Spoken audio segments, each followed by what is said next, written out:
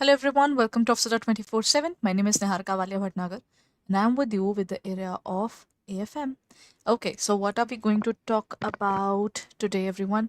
Today I'll be talking about the practice questions, another set of mixed questions. Before I proceed forward, please share this session among your peers and don't forget to like it as well. And at the same time, since we are covering up this series, we're coming up with something special. But why should I tell you right now? Let's wait. We'll be revealing it together. Matlab the entire team would be revealing it together, not today, but tomorrow. But for that, you have to be there at 6:30 p.m. tomorrow on our YouTube channel, Office 24/7. So stay tuned. We're coming up something really interesting for you, and that would be beneficial for you as well. So till then, with this particular point, let's begin with our session. Along with this, don't forget to like it. So let's begin it, everyone. Uh, Here comes the first question today. That is, which one of the following is not considered to be subsidiary books in the banks? Current account ledger, general ledger, loan ledger, and then is bill discounted and purchase ledger. This is not a subsidiary book. Matlab, this is one of the main books to be kept. So, which book is it? The correct answer is general ledger. ठीक है? Now the correct answer is general ledger. Rebate on bills discounted refers to concessional rate of discount for priority sector, rebate provided to priority customers of the bank, unexpired discount, or none of the above.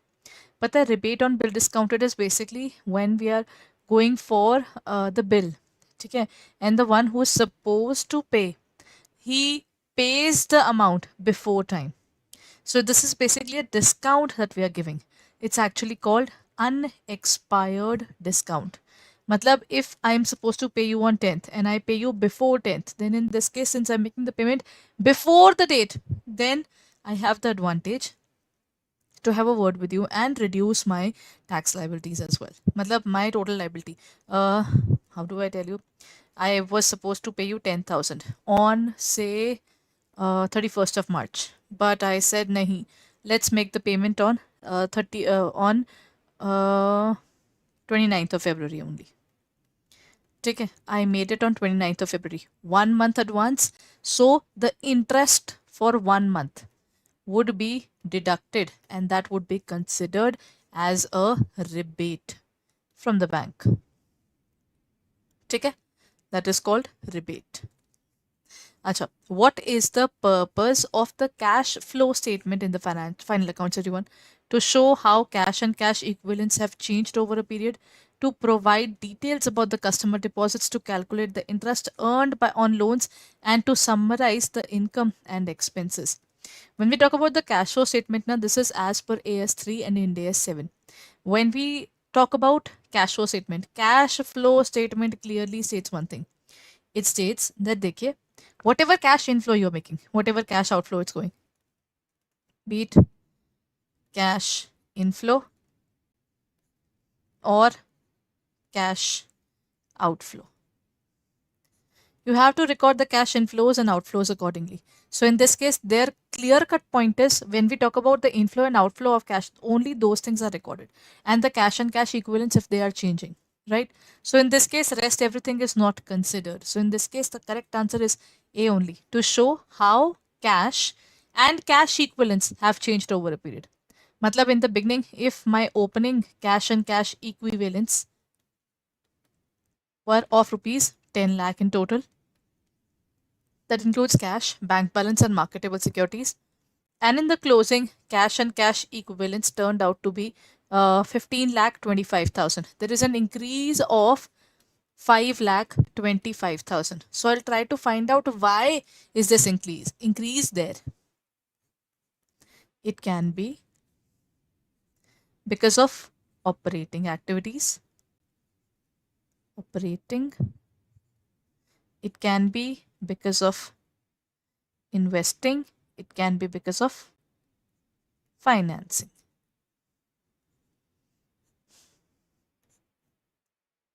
Operating, investing, or financing. Any of these things can happen. Acha. Then we have DSCR ratio. This is one of the ratios which is definitely, I'd seen in the PNB promotion examination so many times now. This is one of their favorite questions. Debt service coverage ratio. This is used for which of the following? Okay, let me tell you about debt service coverage ratio. If I take a loan, I should be able to pay it back. You know, I should prove it to you that I have the ability to pay the amount back. Don't worry. If you give me a loan, if you provide me a loan, then I can pay you back. The banker will ask me that, Acha, ma'am, you really believe that? I say, Hanji. Then show us our books of accounts. Show us that you are earning an amount where your profits can not only cover our money, the debt you have taken from us, but other debts as well. So any compulsory payment that I have to make, I have to divide it by that. And I should be able to clear it up. Judging the margin of safety available before there is a default in repaying the loan. Judging the whether the firm has borrowings disproportionate to its net worth. Then judging the capacity of the firm to service the interest on debt or all of the above. Uh, all these coverage ratios are na very judgmental ratios. You are judging the person ki pata hai whether that this particular person who's standing in front of me has the capacity to pay me back or not. Very rude and harsh words to say, but banks have to do this because if you're giving loan to someone and it turns out to be an NPA, that's the worst nightmare of any bank, and especially the bank managers who are taking care of that particular branch. So the best thing is to find out, and there's no harm. If the person proves out that he can pay it back, then give the entire loan to them. Otherwise, it's time to say no to the particular person because of ineligibility. So in this case, the correct answer is judging the margin of safety available before there is a default in the repayment of loan. Where is the particular surety? Without that surety, how can I give loans to someone? है ना? Okay, goes to the next point. Which one of the following statements is correct about fixed asset ratio? It is the ratio of fixed assets and net worth. It is fixed assets and long term funds. A ratio of less than 1 indicates that a short term resource have been diverted for a creation of fixed assets, or none of the above is correct. What's the answer, everyone? Fixed assets ratio is basically related to the area of the fixed assets in the entire organization and whether we are using them properly or not. Right? So this is the ratio of the fixed assets to the long-term funds. In this case, we are actually trying to find whether the fixed assets we are using properly or not. Which of the following is not a transaction? Goods are purchased on the cash basis of rupees 1000. Salary is paid for the month of May 2010. Land is purchased for rupees 10 lakh and employee dismissed from the job. When we talk about the transactions, our transactions are individual. Matlab, this happened, that happened. Or this transaction is in monetary terms and it belongs to the business. Not any random transactions are involved. Okay? So in this case, first is monetary term, this is also monetary term, this is also monetary term. But an employee dismissed from the job is not a monetary term. Right? So in this case, the correct answer is an employee dismissed from the job. Following statements are objectives of accounting except providing information about the assets, liabilities, and capital of the business entity, maintaining the records of the business, providing information about the performance of business entity, and providing details about the personal assets and liabilities of the owner. Objectives of accounting includes providing information. Ultimately, you provide the information of your job profile and then maintaining the records of the business. You have to maintain the records of the business and providing the information about the performance of the business. It is indeed true, but this is not to the owner. Acha, this is the same question we did yesterday as well. Apologies. This is the same question. See, my personal records are not going to be recorded. Na? What will you do with my personal records? But business records are more important and that is supposed to be recorded. Isn't it? Next point. The purchaser's journal records all purchases of goods dealt by in the firm, credit purchases of the goods dealt in by the firm, or cash purchases of the goods dealt in by the firm. Purchase journal. There are different types of subsidiary books, and overall there are 8 type of subsies. Cash book. Acha, let's write it down. Subsies. We call it subsidiary books. First is cash book, which records only the movement of cash. Then we have purchase day book, which records only the credit purchase because cash purchases are under cash book. Then we have sales book or sales day book.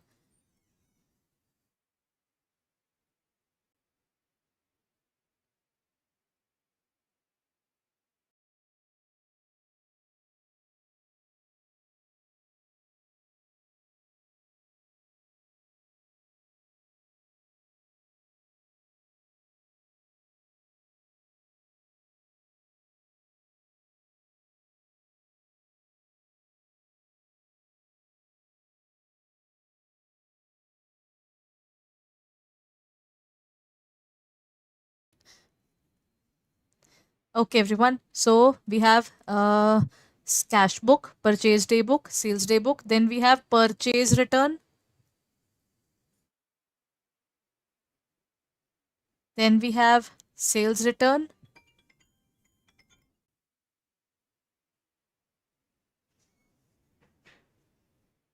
Purchase return, sales return. Then we have bills receivable. Then we have bills payable. Apologies for the elevation in the particular area. And then we have bills payable. And the last one is miscellaneous. I hope these are visible clearly and you can have a look at it.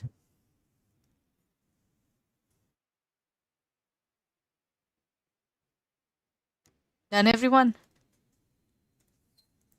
In this case, the answer is credit purchases of the goods dealt by in the firm. In this case, they are talking about the goods now. So you can see these are all the different types of books. Bill receivable, bill payable are a part of it. Then we have the purchase return and purchase. The purchase day book is basically if I purchase the goods on credit, and if I don't like those specific goods and I would like to return it back, it becomes purchase return, or it is also called return outwards. If someone purchased something from me and they didn't like it, then it will turn into a sales return. है ना? So these are what we call the subsidiary books. They're called subsidies. The answer is credit purchases of the goods dealt in by the firm. Then is dash principle requires that the same accounting method should be used from one accounting period to the next. Conservatism, consistency, business entity, or money measurement.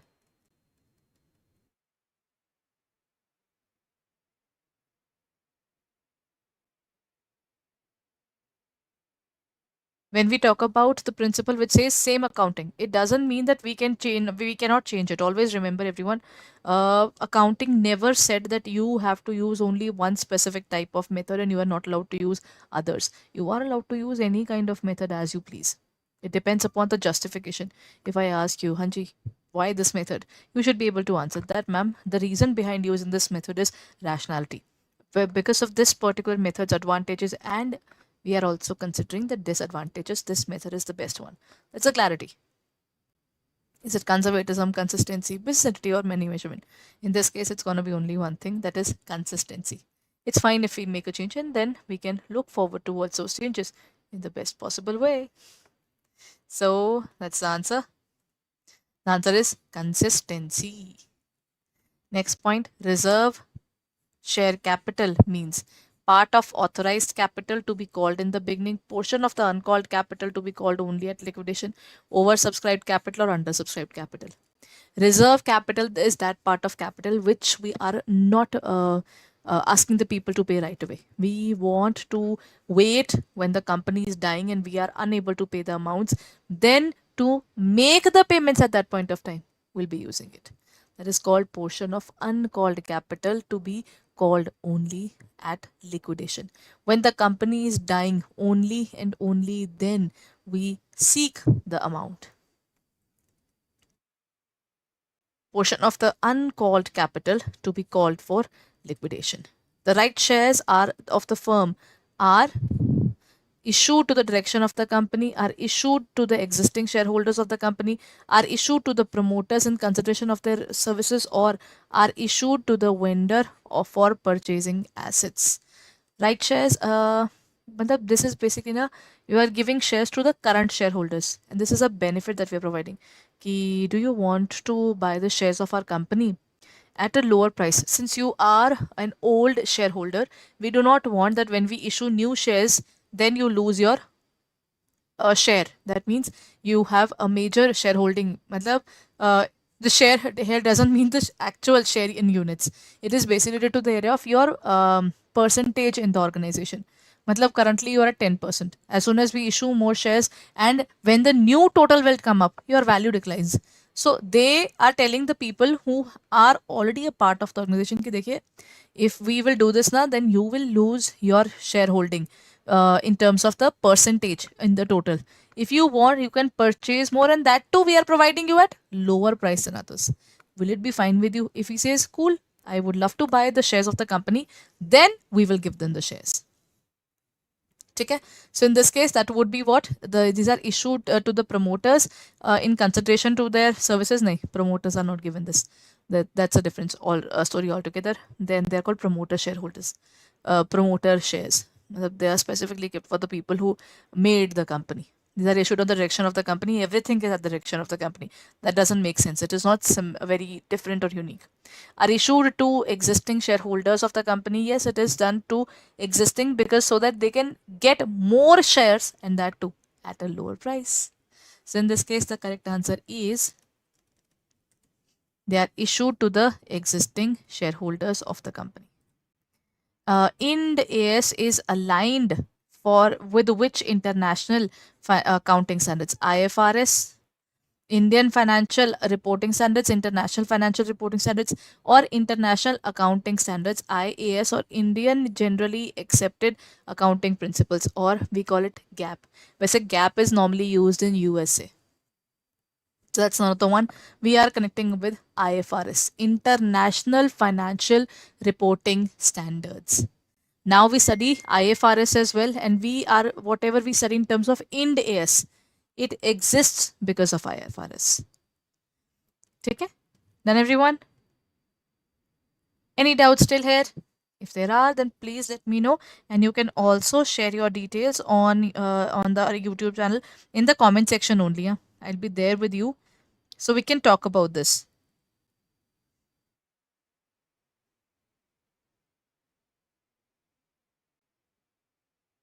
Then everyone,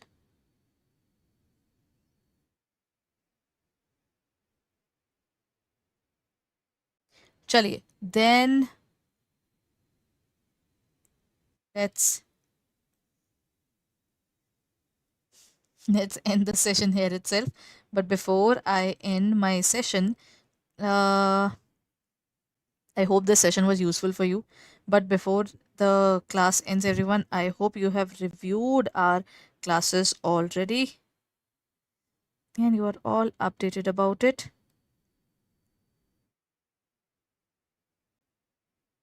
Before I end the session, let me show you our website.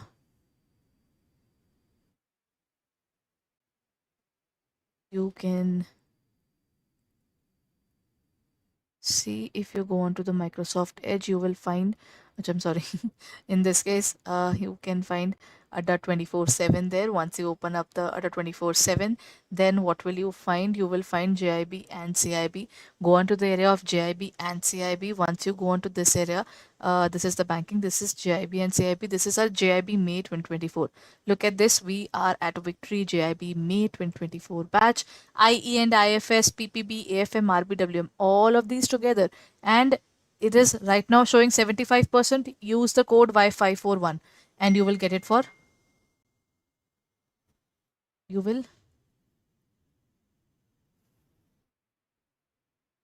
if you apply Y541, you will get it for 4599.77. Rather less than this if you also download the app and utilize the coins there. So this, all 4 subjects will cost you a total of 4600 and less than that if you are pursuing through the code Y541. So go ahead and check it out on our website, on our app for further details. But to download the app first, because I believe that would be more helpful.